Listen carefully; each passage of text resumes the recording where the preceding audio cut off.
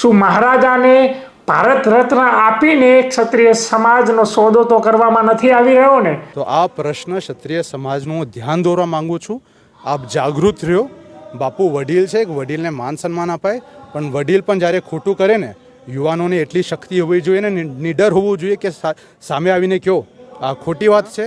મારા માતાના, મારા પૂર્વજોનું નામ ઉપયોગ પોતાની રાજનીતિ માટે ન કરે.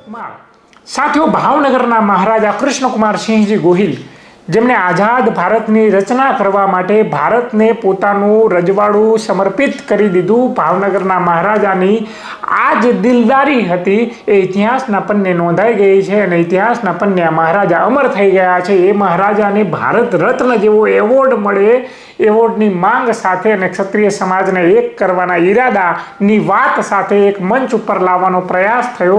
અમદાવાદના ગોતા ખાતે એક સંગઠન બનાવવામાં આવ્યું. એ સંગઠનને નામ આપવામાં આવ્યું સમસ્ત ક્ષત્રિય શક્તિ અસ્મિતા મંચ. આ મંચ બનાવવા પાછળ કોની મહત્વપૂર્ણ ભૂમિકા છે અને આ મંચ અત્યારે શા માટે બનાવવાની જરૂર પડી, તો એની વાત કરવાનો આજે પ્રયાસ કરીશું. કે આ મંચ પાછળ મહત્વપૂર્ણ ભૂમિકા કોઈએ ભજવી રહ્યા હોય તો એ છે શંકરસિંહ વાઘેલા. શંકરસિંહ વાઘેલા એ પાક્કા રાજકારણી વ્યક્તિ છે. ગુજરાતના પૂર્વ મુખ્યમંત્રી રહી ચૂક્યા છે. અલગ અલગ પાર્ટીની અંદર રહીને પોતે રાજનીતિ કરી ચૂક્યા છે. આવા રાજનીતિના મહારથી એ આ મંચ બન્યા પહેલા અમિત શાહને મળે છે.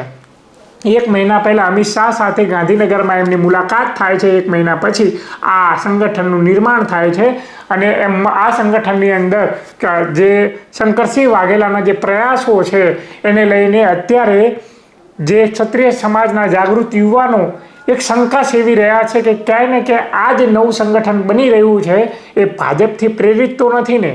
શું મહારાજાને ભારત રત્ન આપીને ક્ષત્રિય સમાજનો સોદો તો કરવામાં નથી આવી રહ્યો ને? શંકાઓ ક્ષત્રિય સમાજના યુવાનો સેવી રહ્યા છે અને એની પાછળનું કારણ એ છે કે જ્યારે ચૂંટણી હતી ત્યારે લોકસભાની ચૂંટણીની અંદર પરસોત્તમ રૂપાલા જે નિવેદન આપ્યું હતું કે રાજા મહારાજાઓ રોટી બેટીનો વ્યવહાર કરતા હતા અંગ્રેજો સાથે, એ નિવેદનને લઈને ક્ષત્રિય સમાજની અંદર એ વખતે પણ રોષ હતો ને આજે પણ રોષ છે અને ભાજપ પ્રત્યે પણ એ રોષ છે. એ રોષને શાંત પાડવાનો આ ભાજપનો શંકરસિંહના માધ્યમથી એક પ્રયાસ તો નથી ને, એવી શંકાઓ પણ થઈ રહી છે કે આ ક્ષત્રિય સમાજનો સોદો તો નથી કરી રહ્યા ને કોઈ. તો એને લઈને પીટી જાડેજા પણ જે ક્ષત્રિય સમાજના આગેવાન છે એ કહી રહ્યા છે કે આપણે આ સંગઠનની શું જરૂર હતી? આપણી પાસે ઓલરેડી સંકલન સમિતિ હતી જે ભાજપનો અને પરસોત્તમ રૂપાલાનો વિરોધ કરવા માટે એક થઈને બધાને આખા સમાજને એક કર્યો હતો. તો આ સંગઠન બનાવવાની શું જરૂર પડી? એ પણ સૌથી મોટો સવાલ છે. અને સાથે સાથે એમણે એ પણ કહ્યું કે આપણે માંગવા વાળો સમાજ નથી, આપણે આપવા વાળો સમાજ છે. તો ભારત રત્નની ભીખ આપણે શું કામ માંગવી જોઈએ?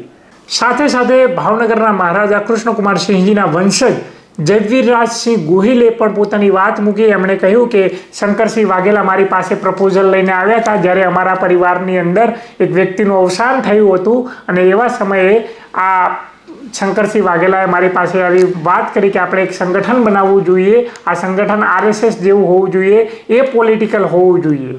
અને આવી વાત એમણે કરી તો એમની અંદર આવા સમયે એવી વાત કરી કે જ્યારે મારા પરિવારની અંદર શોકનો માહોલ હતો. તો એમણે પણ કહ્યું કે મારા પરિવારનો રાજનૈતિક ઉપયોગ ન થવો જોઈએ. મહારાજા કૃષ્ણકુમારસિંહજીનો અને એમના કોઈ પણ વ્યક્તિનો રાજનૈતિક ઉપયોગ ના થવો જોઈએ. સમાજના લોકોને જાગૃત કરવા માટે પણ એમણે અપીલ કરી છે. સાંભળીએ આપણે જયવીરરાજસિંહ ગોહિલને. મારી વાત ધ્યાનથી સાંભળજો, કારણ કે મારી સાથે બનેલી ઘટના છે. 31 મે 2024 પ્રજાવત્સલ્ય નેક નામદાર મહારાજા કૃષ્ણકુમારસિંહજીના નાના પુત્ર જે શિવા બાપા કહેવાતા હતા બધા ભાવનગરના નગરજનો વચ્ચે, એમનું દુઃખ અવસાન થયું હતું. 5-6 દિવસ પછી 5મી જૂને મને શંકરસિંહ વાઘેલા બાપુનો એક મેસેજ આવ્યો હતો એક વાયા ચેનલ થ્રુ કે એમને પરિવાર સાથે આ દુઃખ અવસાન થયું છે, પરિવારને મળવા આવવું છે. સ્વાભાવિક છે, શંકરસિંહ બાપુ શિવા બાપાને ઓળખતા પણ હશે કારણ કે બંને એક જ પક્ષના અને રાજનીતિમાં હતા. મને લાગ્યું બાપુ આવે છે અમારે માટે સારું રહેશે. સમાજના એક વડીલ છે, અનુભવી વ્યક્તિ છે, એમનો સહારો પરિવારને મળે આ સમયમાં જરૂરી. બાપુ જ્યારે આવ્યા એમને સાથે અન્ય સમાજના વ્યક્તિઓ આવ્યા હતા. મને આશ્ચર્યચકિત ક્યારે લાગ્યું જ્યારે આવા સમયમાં ભાઈઓ 12મું પણ નહોતું થયું મારા દાદાના. આપણે સંસ્કારી માણસો છે, કોઈ પરિવારમાં દુઃખ અવસાન થાય 12મું સુધી આપણે કોઈ બીજી વાત તો નથી કરતા ત્યાં જઈને, આપણું શોક વ્યક્ત કરીએ છીએ.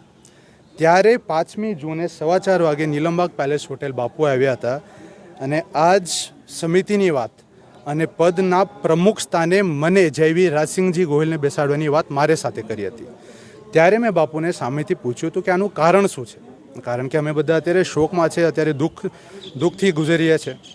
ત્યારે બાપુએ મને કીધું કે જે ચૂંટણી થઈ હતી રૂપાલા સાહેબ સાથે, જે આખો મુદ્દો ત્યારે થયો હતો, ત્યારે એક પ્રકારની એકતા ઊભી થઈ હતી. તો બાપુએ કીધું કે આ એકતા કન્ટિન્યુ રહેવી જોઈએ. સ્વાભાવિક વાત છે. મેં તો કીધું એકતા કાયમ રહેશે, એને માટે આપણે થોડી કાંઈ બીજું દર અઠવાડિયે આંદોલનની જરૂર નથી ને.